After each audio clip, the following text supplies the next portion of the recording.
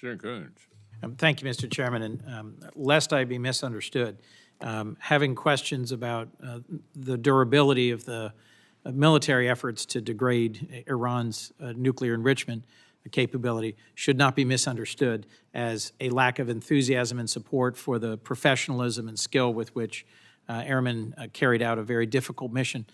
So let me join many of my colleagues of both parties who've congratulated the Air Force on carrying out a difficult mission well. If I could, General Alvin and Secretary Mink, much is made of the Chinese Navy. It's often discussed in hearings, but frankly, it's the Chinese Air Force and Missile Force and their increasing and sophisticated capabilities in space that present, I think, the most serious challenge we face in terms of capabilities. The Air Force has progressed fairly rapidly through development of the F-47, and I'd just be interested, given the critical time window, how the Air Force is working with industry to ensure that both programs, F-47 and the Collaborative Combat Aircraft, are fielded on time, hopefully even ahead of schedule, and how confident are you in industry's ability to deliver and on the supply chains needed to do that, given our previous discussion about the F-35? Well, thank you, Senator, for that. I will tell you that this is, when we look at the programs you're referencing, the F-47 and Collaborative Combat Aircraft are both part of what we call the Next Generation Air Dominance family of systems.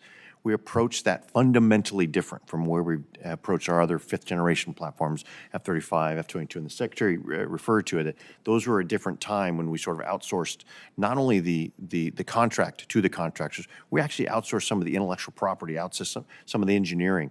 We have insourced that back in. We have gained knowledge parity, and we have the engineering expertise within our United States Air Force. Now, we knew as much about the designs as all the competitors did when they were feeding into that. The second is this government reference architecture, to where we have sort of control over the mission systems.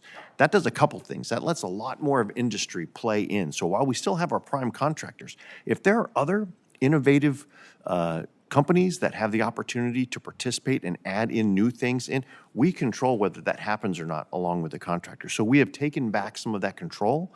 So there's more agility in the way that we can leverage those mission systems and move the program at the pace that we desire rather than the contractor. And I think that is fundamentally how we're going to start doing all of our acquisitions, gaining more of that control back to ensure that the government has more flexibility in the way that it moves the programs forward. And Secretary, you've been doing this for much longer than me, so your thoughts? Yeah, captured it very well. You know, these are some of the most complicated systems humans produce. So we need to keep our eye on the ball. Execution, execution, execution. I think the contract is structured really well for many of the things that the general just walked through. Now we need to make sure we execute, we keep a stable funding profile, and make sure we deliver these capabilities, because they are critical, as is the CCA.